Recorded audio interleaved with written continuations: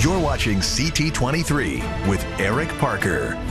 Welcome back. You've probably heard it. Some are making the case that Connecticut is the basketball capital of the world, with the UConn men bringing home the national championship earlier this month. They certainly are being celebrated on the UConn campus, where fans fill Gamble Pavilion to celebrate the long-awaited win that gave the men's basketball team its 5th national title.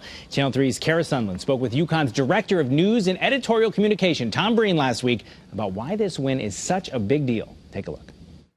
I want to talk to you about what a win really means overall for our state, our economy, and maybe even our pride.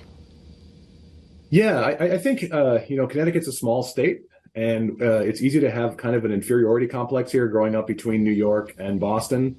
So when we have something that's ours and ours alone, a fantastic world-class men's team and a world-class women's team in college basketball, no other state really has that combination. People really, really embrace it, and they really take it to heart. Not just people who go to UConn or went to UConn. I mean, it's everybody in Connecticut really has a part of this kind of victory. And so I think it's something that people can celebrate. And even if, you didn't even go to college, people get excited about it. You drive around the state, you see UConn flags out. You see people celebrating the team, thousands of people coming to Hartford for the parade. I mean, it really is an exciting time. It truly is. I mean, I remember covering the joint parade, which was really unique for the UConn women and the men's years ago. But you have an interesting Twitter feed going on that talks about so many times, again, we get known as just between Boston and New York. Oh, we're 2 hours from so many great things. As a transplant to Connecticut, I've always thought it's such a great state. I grew up watching Who's the Boss, actually saying, I think it'd be fun to live in Connecticut. But let me ask you this. Does this really put us on the map? Do you think it means more people will want to come visit here, maybe even go to UConn? Yes, for sure. Absolutely. It helps with national profile. It helps with our recruitment. I mean, this has been going on for about 30 years. And if we think about where UConn was 30 years ago compared to where it is today, the UConn 2000 project, 21st century UConn, all of these things, it wasn't because of basketball, but basketball really helped. And, people out, and you can speak to this yourself as a transplant, people outside the state, you ask them about Connecticut, they might know that it's near New York or Boston, but they'll likely know that it's a hotbed of college basketball. So any kind of way to raise our reputation is helpful. Does it make UConn harder to get into? Eventually? That's a good question. This past spring, we had a record number of applications for admission. We had more than 48,000 for about 4,000 spots. And absolutely, it raises our applicant pool. So in that sense, I think, yeah, you could definitely say it makes it more competitive. So a little magic wish here. If you could have the governor's ear, what else could the state do to maximize this moment, to really help Connecticut as a whole? Like, should we be marketing ourselves as the basketball capital of the world? I know we're the insurance capital, but what can we do to really maximize this? Yeah, that's a really good question. I think marketing this more, pitching Connecticut as a destination for basketball. For college basketball, we also, of course, have a WNBA team here. But promoting this to the rest of the country, I think, is a great idea because the team does play all over the state.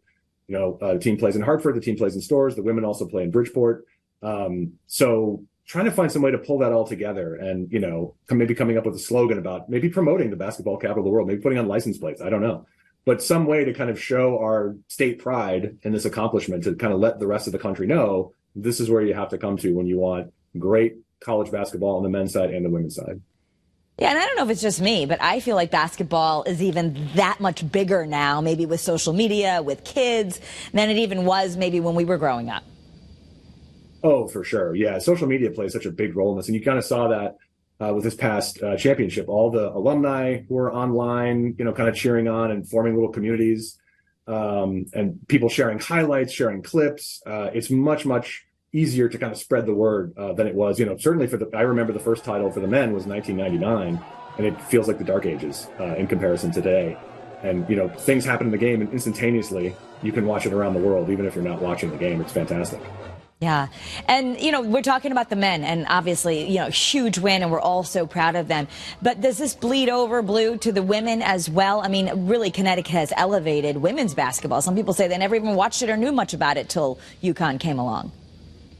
Yeah, and you saw that the women's team, they were watching the men and cheering them on and posting clips to their social media. So when one team does really well and wins a championship, it helps the other team, it raises the whole profile. But you're absolutely right. When Gina Auriemma came to UConn to start coaching, women's basketball in the U.S. had a very, very low profile. And Tennessee absolutely helped that. But the dominance of the UConn women over the last 30 years really elevated the profile of the sport. And the fact that the women's national championship game got more viewers than NBA games this season, I mean, UConn is a big part of that success too. And on Wednesday, the team got a little more national attention as Coach Hurley, his wife, the governor, and the team's assistant coaches rang the opening bell at the New York Stock Exchange.